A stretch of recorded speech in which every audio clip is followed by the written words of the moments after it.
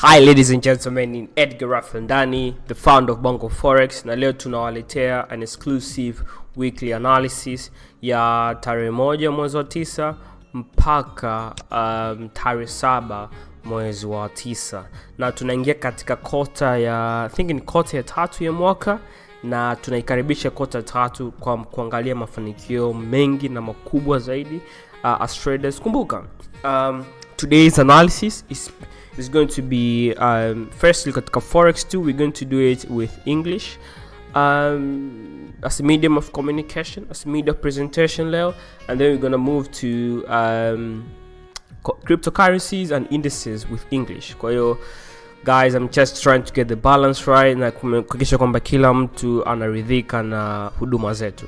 So starting with Forex, we're just going to look at, starting with tunaangalia DXY and the dollar currency index. Na kabla sijafika mbali sana, nataka niwakumbushe wote followers wetu kwamba hizi video ni educational purpose video, na hazipo hapa kwa ajili ya kama signals zozote. Kwa hiyo any trade you're going to make is based upon your own risk, so make sure you control your risk, you have proper risk management na control expectation. Na hizi trade ambazo tunaangalia with trade ambazo na high probability, ambazo na follow our setups, ambazo na follow our in-house strategies of trading. So one way or another, this is absolutely bonus. Now you can make a trade and make money based on our analysis. Now guys, tunaanza moja kwa moja, na make sure this is fast and clear and easy to use. Easy to understand. Kwa hiyo ni rahisi kwa hiyo hata kuingia tu kwenye chart zako kazingiza zi setup kama tunavyozifanya, na itakusaidia katika wiki inayofuata. Kumbuka wiki inayofuata fundamentally there's so many interesting thing, na one of the most interesting thing ni non-farm payroll. Na sitaongea sana kuhusu non-farm payroll mpaka siku itakayofika, maybe Alhamisi tutaweza kufanya video analysis ya non-farm payroll, na I believe itaweza kuwasaidia nyie traders kuweza understand non-farm payroll. Now tuanze na dollar currency index. Kwanza kabisa, this week tumeona dollar imefika katika 98.95. This is the highest since the beginning of the end of July. Na it seems kwamba gold, it seems kwamba dollar ina nguvu sana ya kuendelea kwenda kupanda juu. Hence our bias is still bullish on dollar. Na having bias on dollar help us to navigate the market properly. Nishaeleza kwa nini tunaangalia dollar currency index first before anything else. Kwa hiyo traders jamani, without further ado, I think dollar currency index tashuka kidogo mpaka hapo. This I'm gonna look for a buy opportunity until this levels up here and then probably a breakout all the way up.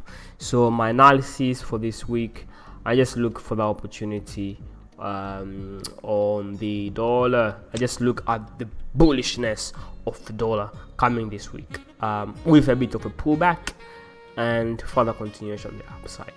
So tushangalia hiyo, let's jump to currency pairs. Now this is going to be extremely fast, extremely easy, because it's just pure technicals tunaziangalia now. Since dollar itashuka kidogo for the coming week, maybe until Wednesday, then you can probably see an appreciation in the dollar.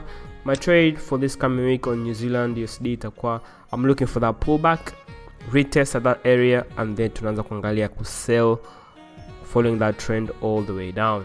Remember, technically hapa tuna follow your trend, tuna ADX indicator na tupa 30, that's above 25. Kwa wale ambao ni Bongo Forex students watakuwa naelewa nini najibu kumaanisha hapo. So hii pullback hii give us a really good entry point. If you put a Fibonacci hapo, you can clearly see that is roughly 61% retracement area, which give us a really good entry point for our New Zealand USD.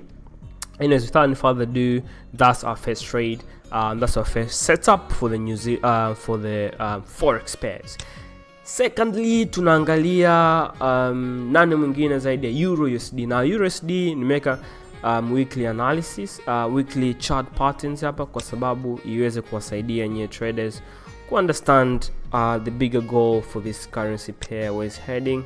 Na ukiangalia katika weekly analysis, Euro imekuwa iki lose value sana against the dollar, and it's simply because just simply because euro wana trade wana uchumi ambao na interest rate of 0%, dollar in interest rate ya almost 2.225%. Kwa ile interest differential creates this massive sell off in euro USD fundamentally. Now technically this give us extremely good entry points, good setups. Now this weekly time frame inakuonyesha kwamba the overall price direction, tunaangalia price to expect price ije katika 1.084 maeneo ya hapa before ije kufika katika 1.0556, na hiyo itakuwa take profit ya pili. Kwa hiyo I'm still bearish on the euro USD, na hiyo ndo second pair ambayo tumeangalia. So for the euro USD, simply I'm looking for a bit of a pullback paka katika hizo areas, previous support turning resistance, tunaangalia a further sell off all the way down katika the take profit ambayo tumezi angalia mwanzoni. Kwa hiyo traders, just just take the trade, man. Like such a good setup and trend following. Kwa hiyo I'm a big believer in that to happen. Ukiangalia this one, this is so good. Anyways traders, we are moving on. Thirdly, USD JPY. USD JPY, we're looking for a sell at that resistance area 106.757.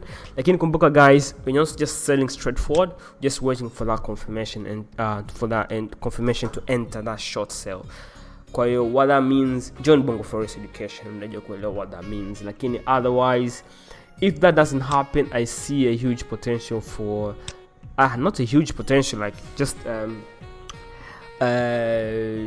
bit of improvisation from the market. Price ije kutoboa hapa, i retest, and then ije katika these levels hapa. So either way, we're just taking the trades on either on buying side or selling side. Tuko katika consolidation phase. Probably this could be a continuation rectangle, could provide us just a bit of a breather for market, or could be a reversal, so anything could happen around this area. Kwa tuangalie what's going to happen on USD JPY. So all in all, we're just looking for a sell, and that's where our big bias is. Otherwise, we're looking for a buy technically, because tunaona dollar is still in nguvu ya kuendelea kwenda juu. But otherwise, fundamentally, this is a big sell-off. Now, 1, 2, 3. Now, fourthly, tunaangalia New Zealand tumeshaiangalia, so I think I'm gonna skip that one. Fourthly, tunaangalia GBP USD. Now, setup hii ni 4 hours time frame. Kwa hiyo as soon on Monday starts, just put this trade straight in. The way I see this trade, I just want to see ile pullback katika hii previous resistance area to 1.2192 and looking for that sell right there. Just notice, yani katika ni trade ambayo ni rahisi sana. Firstly, fundamentally there's a lot of Brexit issues going on katika uchumi wa Uingereza. Juzi tu amesuspend the parliament na watu washaanza kuprotest barabarani, so that's bad for the economy ukiangalia overall. So the market hates uncertainties. So all in all, traders just looking for that sell for that particular pair, GBP USD sell. Take profit around those 1.20974. Fifthly, tunaruka to Euro Aussie dollar. Euro Aussie dollar niliongelea jana last week. We were looking for the buy, tulibuy maneno ya hapa, tuka take profit maneno ya hapa, imeshuka nayo imerudi katika ile previous support, now ime break through, sasa hivi inacheka na hiyo resistance. Kwa as a traders, what we're looking for, just looking for this, it's minor pullback up kidogo, and then tunaanza kuangalia for the further sell off all the way down. Probably Euro Aussie dollar itatafuta areas ambazo itaja kupause kwa kidogo, ambazo zinaka create take profit strategy, ambazo hizo areas ni kama hapo hivi. Let me just take that out. Sorry guys, my charts are so clustered, so many patterns. No, sorry, my drawings are so super clustered. But anyways, I see take profit around 1.60723. Kwa hiyo ndo take profit yetu ya Euro Aussie dollar.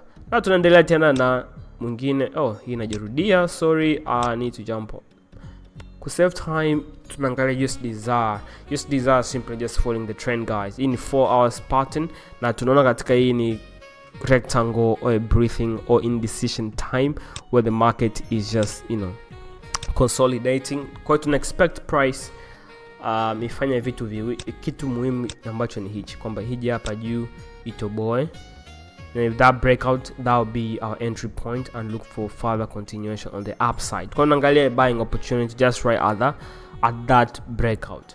Now probably the price could come down here, ika breakout, ikajaribu test these levels. I don't see it going any further than that. Maybe ikafanya hivi, ika return hapo juu.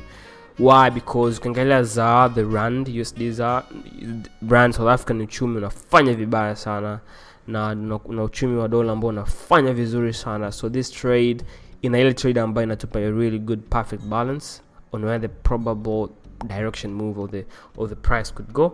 So I think the upside, it looks more feasible kulinganisha na the downside. Because I'm looking for any buy opportunity coming next week katika hiyo USD ZAR.